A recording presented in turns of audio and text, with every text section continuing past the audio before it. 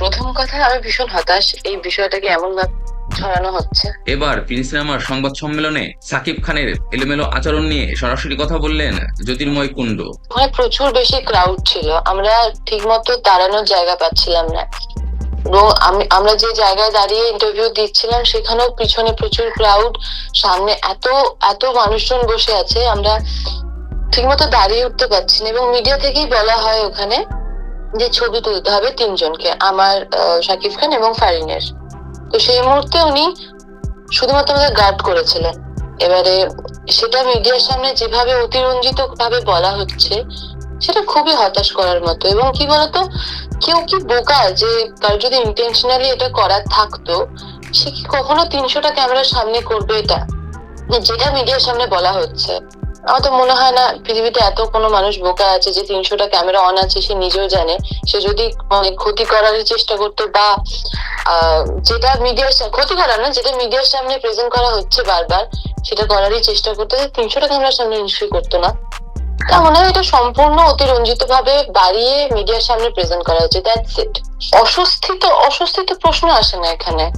কারণ আমরা তো প্রথমেই তোমায় বললাম, এত ক্রাউড ছিল ওখানে, আমাদের দাঁড়ানোর জায়গা ছিল না ওই মুহূর্তে।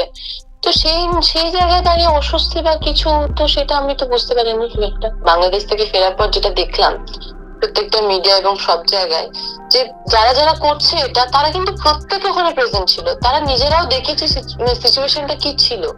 তারপরেও যেটা বাজেভাবে প্রেজেন্ট করা হচ্ছে, যে এটা গায়ে হাত দেওয়া বলো, এগুলো বলো, এগুলো তো প্রত্যেকটা আর্টিস্টের নর্মাল গো, মানে আমরা কাজ করি, এগুলো তো নর্মাল।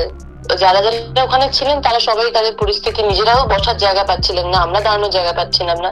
আশা করি তাদের দিক থেকে এটা আসবে না। এবং যারা করছে তারা মার্ক করে করে সেটাকে জুম করে, যেটা নয় সেটাকে আরো বেশি করে প্রেজেন্ট করে, আমার মনে হয় সম্পূর্ণ ভিউজ এবং কিছু নেগেটিভ বার্তা ছড়িয়ে দেওয়ার জন্য হয়তো এটা করা হয়েছে। 300টা ক্যামেরার সামনে কেউ আমাকে ব্যাট টাচ করবে আর সেটা আমি সহ্য করবো, যারা স্বাভাবিক সুস্থ মানুষ যারা, তারা দেখে ওটা বুঝতে পারবে ওটা কি টাচ ছিল। ওটা শুধুমাত্র আমাদের প্রোটেক্ট করা ছিল। শুধু আমি না, ওখানে তাসনিয়ার কোমরেও হাত ছিল, আমারটা দেখা গেছে। শুধু আমার যেহেতু শাড়ির আঁচলটা ওদিকে ছিল না, তাই আমারটা দেখা গেছে। এটা আমার মনে হয় শুধুমাত্র বাড়িয়ে বলা গো। আমি এত বিষয়টাতে হতাশ দেখে আমার মনে হচ্ছে যে কেন মিডিয়ার লোকজন বা চারিপাশের লোকজন এত বিষয়টাকে বাড়িয়ে গুছিয়ে নিজেদের মতো সাজিয়ে একটা গল্প তৈরি করে নিয়ে গুঞ্জন ছড়িয়ে, মানে কোথা থেকে কোথায় নিয়ে চলে গেল। মানে এটা সত্যি হতাশ করার মতো। কেন হলো এটা? ব্যাড টাচের কথাই অনেকে বলেছে, আমি দেখেছি যে আমার মনে হয় আমি কি বাচ্চা, আমার আমার যদি ব্যাড টাচ করা হতো আমি কি প্রতিবাদ করতাম না? প্রত্যেকটা ইন্টারভিউতে দেখবে সব জায়গায় আমি একটা কথাই বলেছি, ওনার সঙ্গে আমার কাজের অভিজ্ঞতা ভীষণ ভালো।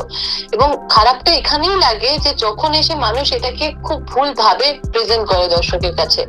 উনি আমাকে যেভাবে সাপোর্ট করেছেন কাজের ক্ষেত্রে, তো এই কাজটা করার ক্ষেত্রে, এবং প্রিন্স সোনিয়ার যে কেমিস্ট্রিটা তৈরি হয়েছিল সেটার ক্ষেত্রে, তো সেই জায়গায় এসে ওই মানুষটাকে নিয়ে একটা ভুলভাল কথা আমাকে জড়িয়ে, এবং একটা একটা নর্মাল জিনিসকে বড় করে দেখানো, যেটা কোনো অস্তিত্বই নেই, তো সেটা তো খুবই খারাপ লাগার বিষয়। তুমি কি বুঝতে পারছো না, আমি কি বুঝতে পারছি না, তারা সবটাই জেনেই করছে। এবং তাদের কাছে আমি জাস্ট এটাই বলতে পারি যে আপনারা যেটা করছেন সেটা করবেন না প্লিজ। মানে এটা এটা কোনো অস্তিত্ব নেই, এটা সম্পূর্ণ মিডিয়ার সামনে বা একটা মশলাদার গল্প হয় না জীবনে,